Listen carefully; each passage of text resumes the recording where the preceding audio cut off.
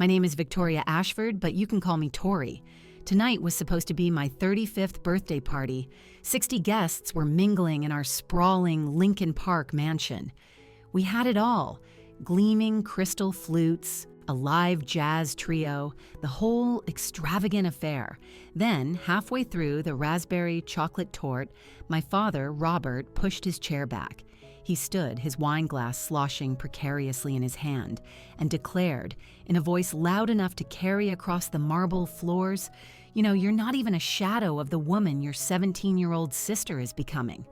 My mother, Eleanor, offered a tight, cruel smirk and chimed in, "Honestly, Victoria, you should just be grateful we still allow you to live here." My sister Chloe, draped elegantly over a velvet chaise, made a show of flashing the new diamond bracelet on her wrist and laughed. Exactly! Some of us actually earned this lifestyle. A blanket of silence fell over the room. 60 pairs of eyes, a mix of pity and morbid curiosity, swiveled to me. I didn't raise my voice. I didn't let a single tear fall. I simply pushed my chair back from the table, deliberately, letting the legs scrape a raw, protesting shriek against the polished stone, and I smiled, a calm, genuine smile. "Then I guess she can start covering your paycheck," I said, my gaze locked on my father. "Because as of right now, Dad, you're fired." His glass froze halfway to his lips. My mother's perfectly painted mouth dropped open. Chloe blinked rapidly, as if she'd been physically struck. You could have heard a pin drop on the Persian rug. If you've ever had your own family treat you like a placeholder, like you're just a temporary fixture until a younger, more favored model comes along, go ahead and drop a comment below. I'd love to know where you're watching from. And have you ever had to smile while meticulously plotting the kind of justice they'll never see coming? Let me know. Because the story of how we got here is one you're going to want to hear. I was 18 when my father summoned me to his mahogany-paneled study. He slid a thick cream envelope across the massive desk without looking up from his stock ticker. Inside was the acceptance letter from Northwestern University, complete with the full academic scholarship I had sacrificed my social life for 2 years to earn.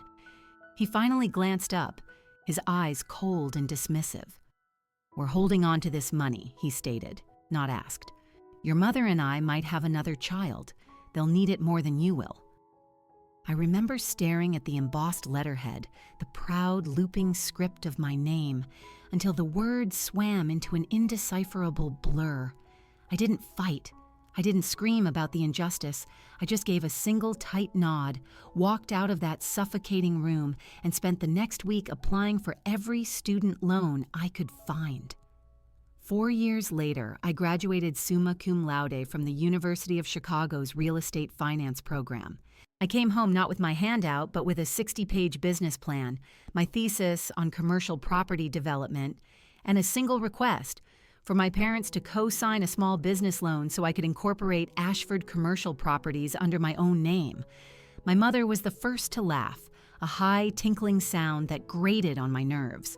My father didn't even try to hide his condescending smirk. "Sweetheart," he said, patting my hand as if I were a child with a lemonade stand idea. "This is a legacy business, the Ashford name. Daughters don't run legacies. When we have a son, or at least someone more suited to the task, we can talk about it."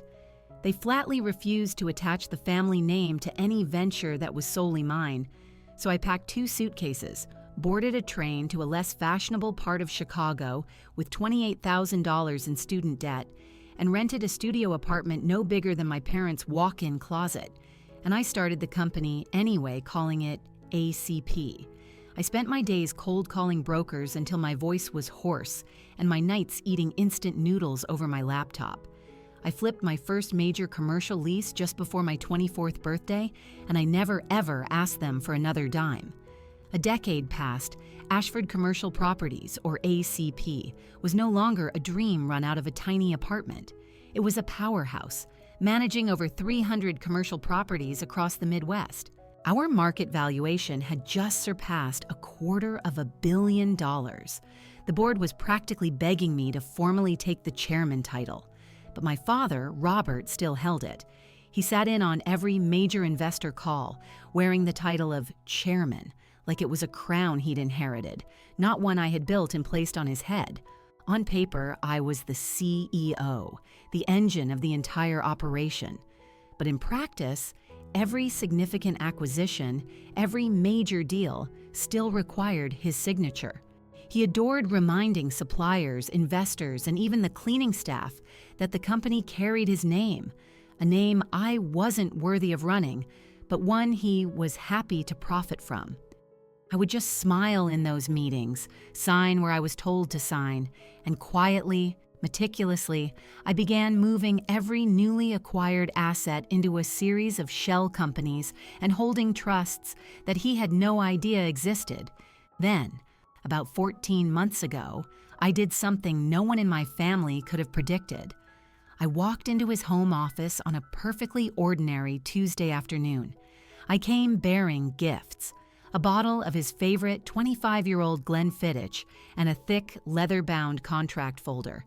"Dad," I said with my most practiced, daughterly smile, "you've been talking about slowing down for years. Let me make it official."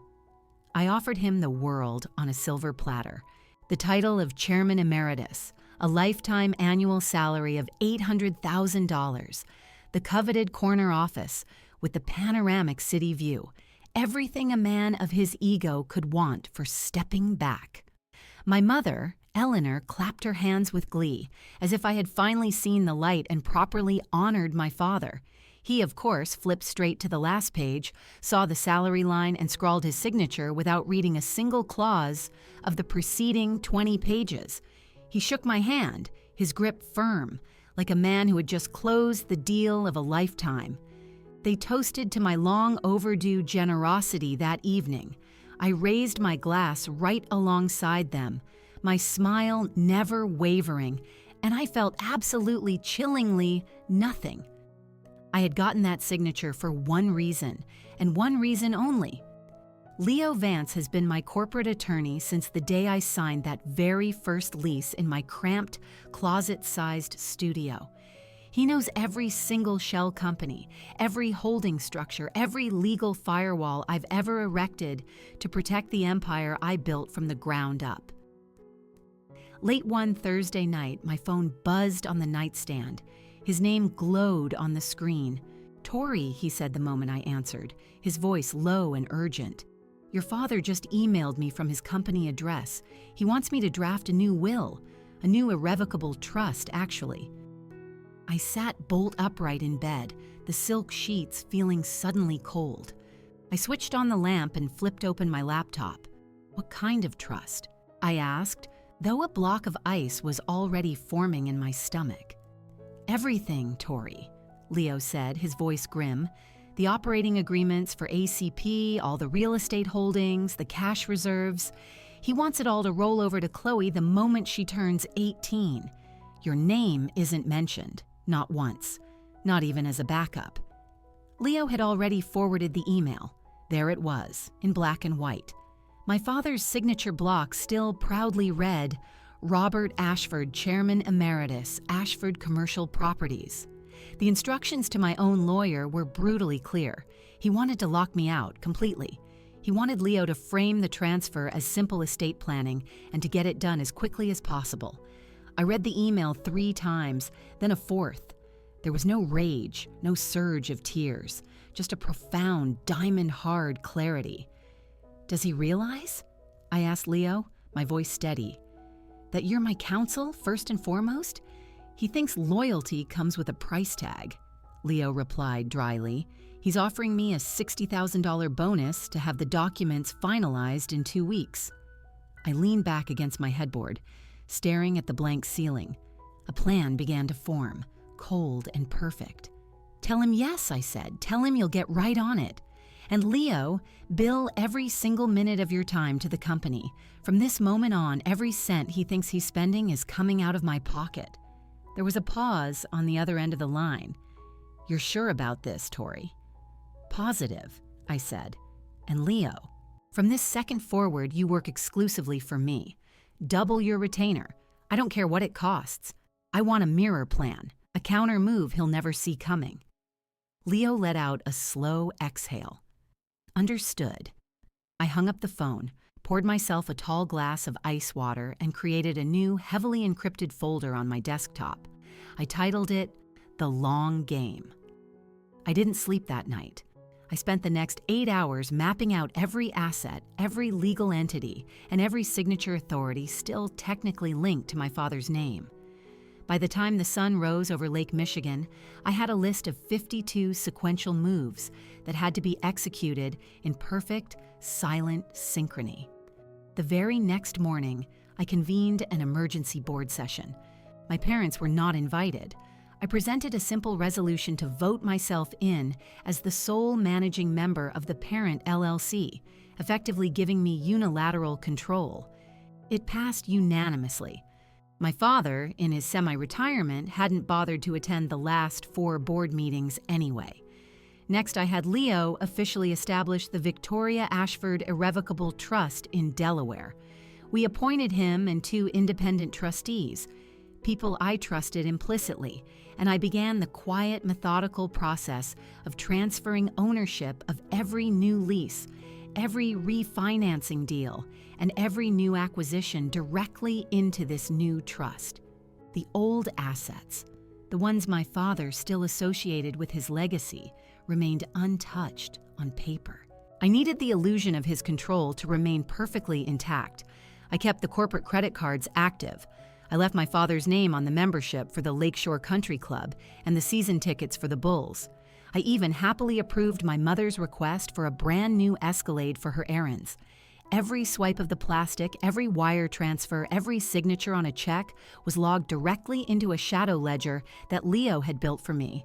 Chloe, meanwhile, began posting a deluge of content from private jets and 5-star European hotels, things she believed were early birthday presents. I'd watch the charges for a weekend in St. Bart's hit the corporate Amex, and I'd simply forward the statement to the forensic accountant I'd had on retainer for the past 6 weeks. He meticulously flagged each item, personal expenses blatantly disguised as client entertainment or market research. The total climbed past $5 million far more quickly than I had even anticipated. I scheduled lavish quarterly strategy retreats in places like Napa and Miami, flying the entire executive team first class. I made sure my father heard all about how generous his daughter was finally being now that he was in his semi-retirement. He ate it up. He'd call me, telling me I was finally acting like family in front of the staff. I'd just smile, refill his wine glass, and get him to sign off on another approval for Chloe's new condo deposit in Lincoln Park. All the while, Leo sent my father draft versions of the fake trust every 10 days or so. Each version was more detailed and ironclad than the last. My father would reply with enthusiastic notes. "Perfect, Leo. Add a spendthrift clause for Chloe. We don't want her burning through it all too quickly." Every single one of those emails was saved to the long game folder. By the 8th month of this charade, my personal real trust now legally owned 94% of the company's operating entities. My father still walked around believing he controlled a billion-dollar empire, simply because the company stationery hadn't changed and the checks he occasionally signed still bore his name. He had no clue that those checks were now being drawn from accounts that I, and I alone, could freeze with a single phone call. I had Leo's firm anonymously file the first IRS whistleblower submission. We attached 2 years' worth of flagged transactions, corporate card statements showing millions in personal spending, and my father's own emails authorizing it all. The potential reward for the tip-off was substantial, but I didn't care about the money. I cared about the liens. From that day on, I started moving the final pieces of the puzzle into place, preparing for the checkmate. The stationery, the signage on the building, the online banking portals. It all still said Ashford Commercial Properties, exactly as my father liked it. But underneath that paper-thin veneer, the ownership had already completed its silent, invisible migration. I kept every corporate card limit high and every account threshold untouched. My father used his black Amex with the same casual entitlement he always had. never once wondering why the statements had suddenly stopped appearing in his inbox. My mother requested her usual wire transfers for household expenses, just as she had for 2 decades. I approved them instantly, every single time, before mirroring the transaction into the forensic ledger. The internal audit was running on a secure server that only I could access. Each week, a new report landed in my encrypted inbox. By the end of the 4th month, the number sat at $3.2 million funneled for Chloe's benefit alone. Private high school tuition for a Swiss boarding school was billed as employee advanced training. A $2.5 million condo was titled directly to a 17-year-old and listed in our books as marketing internship housing. First-class tickets for a month-long tour of Europe were coded as client site visits. Every single line item carried my father's digital approval or my mother's handwritten request. I printed nothing. I saved everything. I just let the total climb. Leo and I held our quarterly trust reviews in person, always at my penthouse, always after 10 p.m. We'd sit at my massive kitchen island with 2 laptops and a bottle of San Pellegrino between us.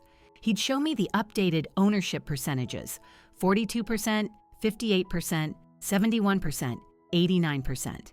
Each meeting ended the same way, with one more batch of operating agreements being re-registered under my trust, creating one more layer of legal distance between what my parents thought they controlled and what was actually, irrevocably, mine. I started requiring 2 signatures on every check over $50,000, mine and my father's. He loved it. It made him feel like his name still held weight. He'd sign the checks without even glancing at the memos. The memos, of course, now referenced my trust as the payee. Chloe's social media was a constant stream of bragging: selfies from the cockpit of a private jet, shopping bags from the Champs-Élysées, a caption that read, "Living my best life before college even starts blessed." I saved every post, every tag, every geotagged location. The accountant matched the timestamps to the corporate charges within minutes.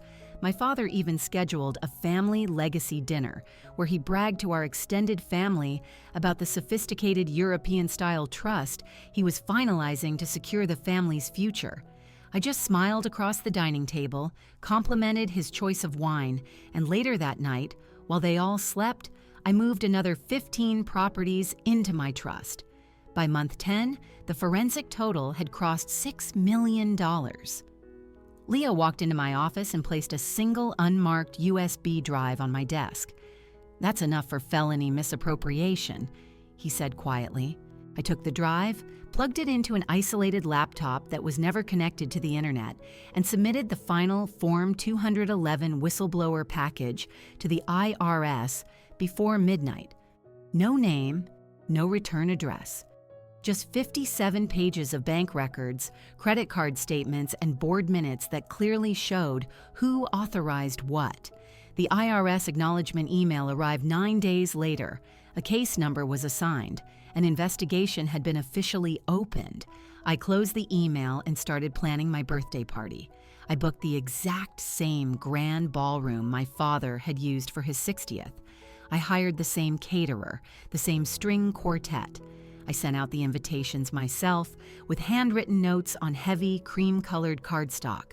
Please join me in celebrating 35 years and the next chapter of Ashford Commercial Properties. My father called to say how proud he was. My mother asked if it was all right for her to bring the new Rolex she'd bought for Chloe as a table gift. I told them both, of course. 3 days before the party, Leo had a team install a high-definition projector disguised as a modern chandelier fixture in the center of the ballroom ceiling.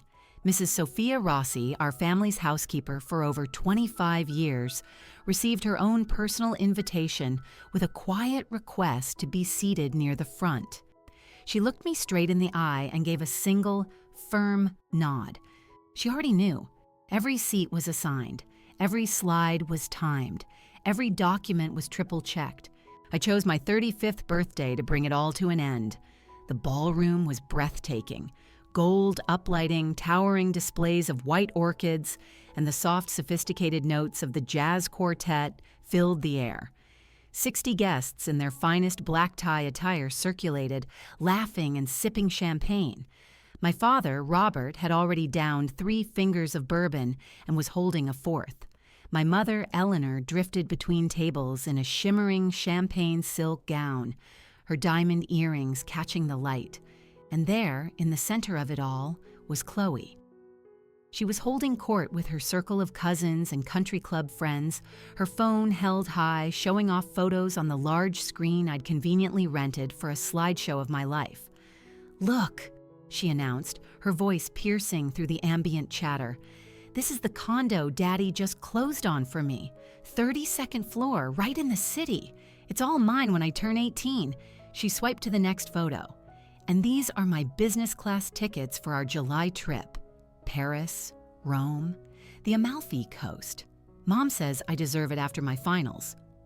A ripple of polite, if slightly strained laughter went through the crowd. Someone toasted to the next generation. My father, his cheeks flushed with alcohol and pride, slung an arm around Chloe's shoulders. "That's my girl," he boomed, his voice carrying over the music. "Some kids earn the world just by existing." He then turned, his eyes finding mine across the room, and he raised his glass in a mock toast. "Others," he finished with a smirk, "just take up space." The quartet played on, but the chatter around them withered and died. My mother added, loud and clear for everyone to hear, "Be grateful we still keep a roof over your head, Victoria. Most women your age would kill for a life like this." Chloe tossed her hair back. "Exactly. Some of us don't have to beg for scraps." 60 faces snapped towards me. Phones were lowered. Forks hovered mid-air. Mrs. Rossi, seated quietly near the front in her simple but elegant navy dress, met my gaze and gave me the tiniest, almost imperceptible nod.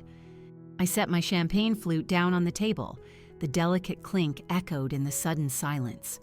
I walked to the center of the room, my heels making no sound on the thick rug, and I smiled, the same smile I had been practicing in the mirror for months.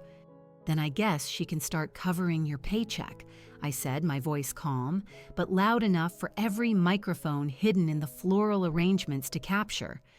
"Because as of right now, Dad, you're fired." My father's glass slipped, splashing bourbon onto his polished Italian shoes. My mother's mouth opened, then closed, then opened again, like a fish out of water.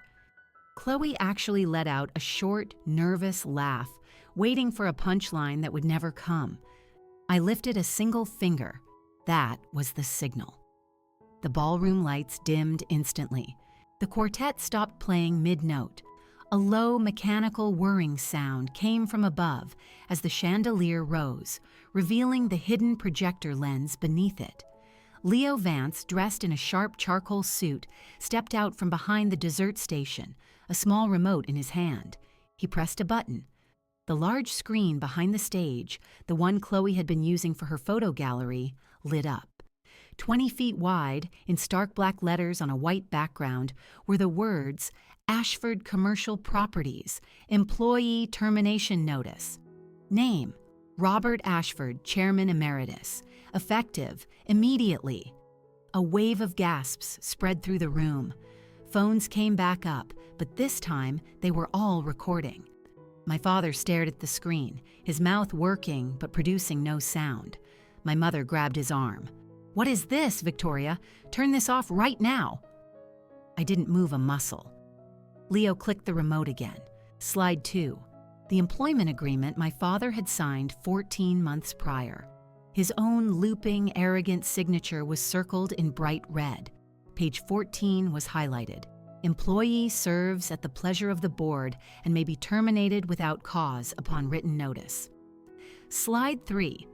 The board resolution, dated 1 week after he signed that contract, signed by every single director, removing Robert Ashford from all voting rights. Slide 4. A simple organizational chart. My name was at the very top in a bold box. His name was below it, crossed out with a thick red line. Chloe shrieked, "This is some kind of sick joke, right?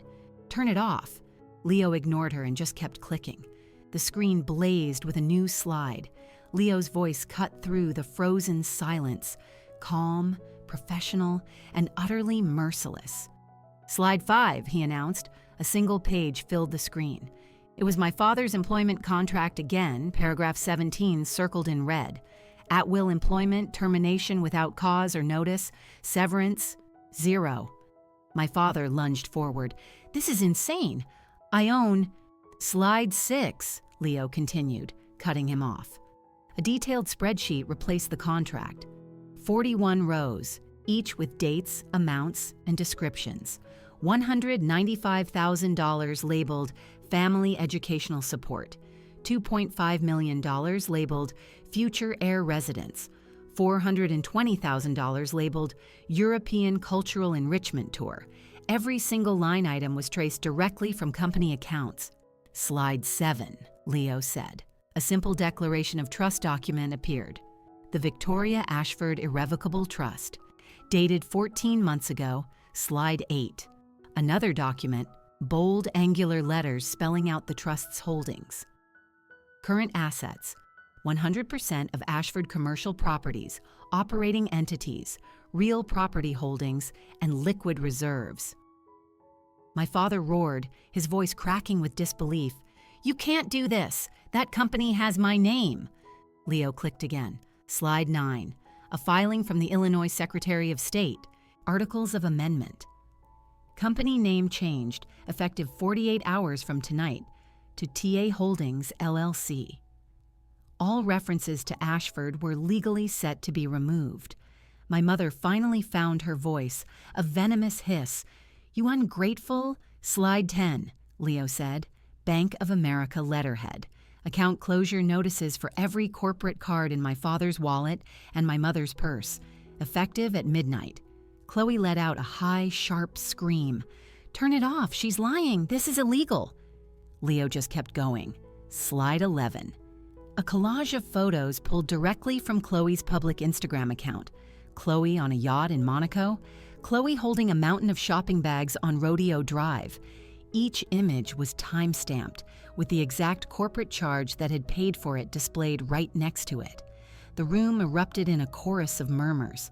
A cousin I hadn't spoken to in a decade just shook his head and mouthed the word, "Damn." My father tried to rush the stage, but 2 off-duty Chicago PD officers I'd hired for security stepped in front of him, silent and implacable. He stopped short, breathing like a winded bull. My mother collapsed into a nearby chair, a hand clutched to her chest. Chloe was now just shrieking, tears carving black mascara rivers down her cheeks. "This was for my birthday. You're ruining everything." I finally spoke. "Actually," I said, my voice perfectly steady, "this is my birthday gift to myself." Leo clicked to the final slide.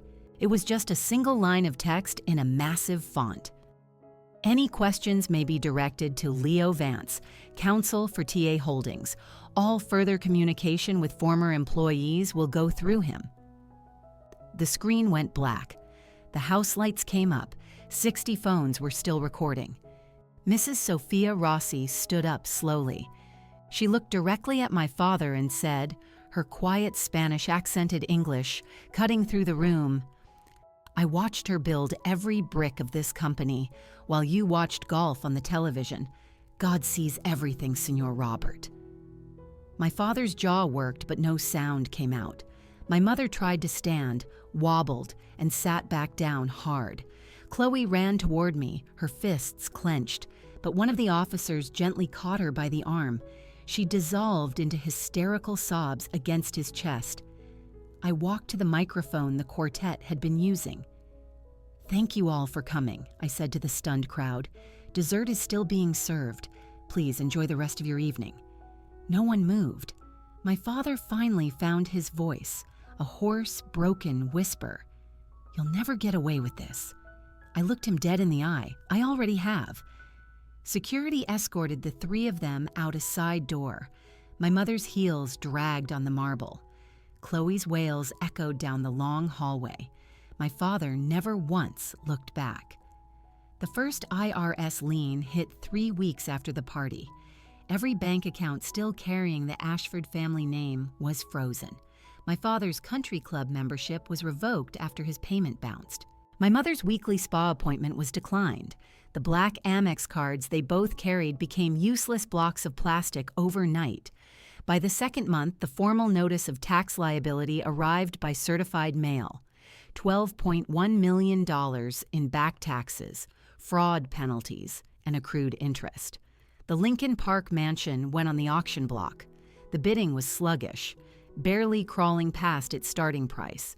Some tech billionaire from California bought it sight unseen. The moving trucks arrived on a bleak, rainy Thursday. My father stood on the grand front steps wearing the same frayed terry cloth bathrobe he'd had for 20 years, just watching strangers pack up his golf trophies and oil paintings. They ended up renting a 2-bedroom apartment in a dreary suburb. Beige carpet, popcorn ceilings, no doorman. My mother cried on their first night there because the dishwasher was too loud. My father stopped shaving. Chloe lost her spot at her elite private academy the day the tuition wire was reversed. The headmaster sent a polite but firm letter. Unpaid balance, immediate withdrawal required. She was enrolled at a public high school 20 minutes away. On her first day, someone recognized her from the viral clip of my party, which now had over 15 million views on TikTok. Kids filmed her walking down the hall whispering, "That's the girl whose sister destroyed her whole family." They took the footage of her crying, added distorted clown music, and set it on a loop. The video was pinned to the school's anonymous gossip account for weeks. My father tried going to the country club one last time, hoping his face still carried some weight. The manager met him at the door, apologetic but unyielding. "Membership has lapsed, sir." "I'm sorry." He drove home in the 10-year-old Lexus that used to be the spare car. My mother sold her jewelry piece by piece to a shady dealer in a strip mall. She came home one afternoon with $40,000 in cash and a face that looked like it had aged a decade overnight. They used the money to hire a tax attorney who took one look at the IRS file and told them they had no defense. Their only options were a plea deal or a trial they were guaranteed to lose. My own phone rang off the hook. Blocked numbers, voicemails I never listened to, a barrage of texts. From my mother, "We are still your parents." From my father, "You've made your point, let's talk." And from Chloe, 67 messages in a single day, a desperate mix of begging, threats, and tearful apologies. I didn't read any of them more than once. I deleted the threads without a single reply. Leo forwarded their lawyer's settlement demands, then foreclosure notices. I signed nothing that would help them. I signed everything that would finish the job. TA Holdings, my company, posted its best quarter in history. The same investors who once fawned over my father were now lining up outside my office. I expanded our operations into Nashville and Austin before the end of the summer. My father took a part-time job as a consultant for a small-time broker in a suburban office park. He made $45 an hour. He asked the owner not to use his full last name on the company website. My mother started volunteering at a church thrift shop, mostly because the suffocating silence in their little apartment was worse than anything else. Chloe cut her hair short, dyed it black, and started taking the city bus. She told her new guidance counselor her last name was Miller. One Sunday morning, my father showed up at my office building downtown. The front desk's security called up to my penthouse. I watched him on the lobby camera feed, thinner, gray, and unshaven, clutching a manila envelope like it was a white flag of surrender. I told the desk to say I was out of the country. He left the envelope. Inside was a single sheet of paper with 3 words scrawled in his handwriting. "I was wrong. I'm sorry." There was no signature. I dropped it into my office shredder without a second thought. I now live on the 50th floor of a glass tower in the heart of the city. The elevator opens directly into my home. No doorman announces my arrival. No one waits in the hallway to offer opinions I never asked for. There is only floor-to-ceiling glass and the entire Chicago skyline spread out before me like a carpet of diamonds, a kingdom that was built for me, by me. TA Holdings closed its last fiscal year with over $400 million in assets under management. We own half the new skyscrapers you see going up along the river, a significant piece of the new commercial developments, and every prime lease from here to the Sun Belt. The board meets in a room that has my name on the door in brushed steel. Just my name? No legacy surname attached. When new partners ask about the old company branding, my team has a simple, standard reply. That chapter is closed. No one ever pushes for more. They can Google the rest if they're curious. I kept the people who stood by me when the cameras were rolling that night. Mrs. Sophia Rossi manages my entire household now, and she holds a seat on the board of my charitable foundation. Leo made full partner last quarter. His name is already on the firm's letterhead. The young analysts who used to cower when my father walked by now send me birthday cards without a trace of irony. I travel when I want. I sleep a full 8 hours a night. I fly private because the company owns the jet, not because someone else signed off on the expense. Sometimes, late at night, I'll scroll past an old family photo that somehow survived my digital purge. 4 people on a yacht in the Caribbean, all of us smiling for the camera as if nothing in the world could ever break us. I look at the girl I was back then, with her longer hair and hopeful eyes, and I don't recognize her. But I don't hate her either. She had to endure what she endured to become me. Regret is a visitor that never knocks on my door. Guilt is a call I never receive. The space they might have once occupied is now filled with something quieter, something solid. Certainty. I have learned that blood is just biology. Family is the very short list of people who choose to stand in the fire with you, especially when that fire is real. My family is small, deliberate, and unbreakable. Tonight, I'm standing on my balcony, barefoot, the city lights flickering 50 floors below. A sharp, clean November wind cuts across the terrace. I pour 2 fingers of whatever scotch is open, raise the glass to no one in particular, and I speak the only truth that matters anymore. Family isn't the place you were born into. It's the place that refuses to let you burn when everything you've built is turning to ash and everyone else has already walked away. I take a sip. The skyline, silent and bright and all mine, drinks with me. That's the end of my story. If you've stayed with me until this line, thank you. If anyone in your life has ever tried to make you feel small for daring to be big, I want you to remember this. You do not owe your future to people who bet against your past.